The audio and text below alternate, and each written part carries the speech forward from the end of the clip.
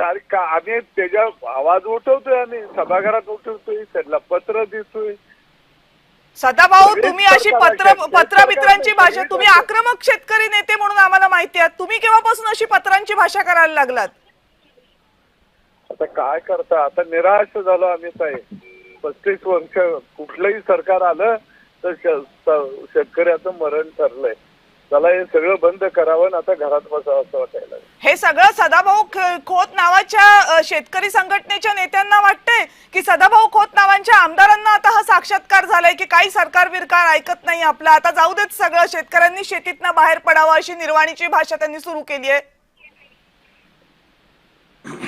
नाही, काय आहे ताई, तुम्हाला मी सांगतो की आज सगळ्या शेतमालाच्या म्हणजे आम्ही तेल बिया लावायच्या, तुम्ही बाहेरनं तेल आयात करायचं. जागतिक बाजारपेठेमध्ये आज तरुणानं उभा राहायचं तर त्याला तुम्ही सुविधा उभा करून द्यायला तयार नाही. कसा उभा राहणार? एका बाजूला प्रक्रिया उद्योग उसासारखा तुम्ही कारखानदारांना 25 किलोमीटरचं हवाई अंतर घालून शेतकऱ्याचं खळं लुटायला त्यांना मुभा करून दिली आहे. इथं सगळ्या शेतकऱ्याला नाडवला गेला. जिल्हा मध्यवर्ती बँका त्याला कर्ज देत नाहीत, त्याला दिलं कर्ज तर पुरेसा देत नाहीत, नॅशनलाइज बँका त्याला दारात उभा करत नाहीत. आज त्याच्याकडे कोल्ड स्टोरेजची व्यवस्था नाही, साठवणूक नाही. हे सगळं असलं तर जगाच्या बाजारात त्याला जाऊ देत नाही. सगळ्या बाजूने कुंडी आहे. मग मान्य करा ना सदाभाऊ की सरकार नाहीये शेतकऱ्यांच्या बाजूनं म्हणून, सरकार शेतकऱ्यांच्या विरोधात आहे, हे मान्य करायला राजकीय अडचण आहे का?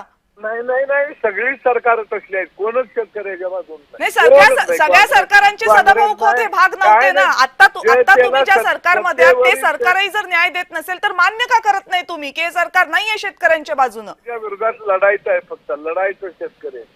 नाही, लढायचं ते शेतकरी लढतीलच हो. त्यांची ती रोजची, ती जन्माला आल्यापासूनची त्यांची लढाईच आहे, ती शेवटपर्यंत त्यांची लढाईच आहे, ते लढतायतच. काही 2006 पासून आम्ही आंदोलन करतोय, तेव्हा सुद्धा काँग्रेस राष्ट्रवादीचं सरकार होतं, त्याच्या विरोधातही आंदोलन केलं. बीजेपी शिवसेना आली, त्याच्या विरोधातही आंदोलन करतो आहोत. म्हणजे जी धोरण आहे ते धोरण हे त्यांचं प्रामाणिक ठेवलेलं आहे. इथं फक्त जो पैसा मंत्र्याला पुरवेल त्याचा प्रश्न सोडवायचा, ही भूमिका मागची पण तीच होती आणि आता सुद्धा तीच आहे.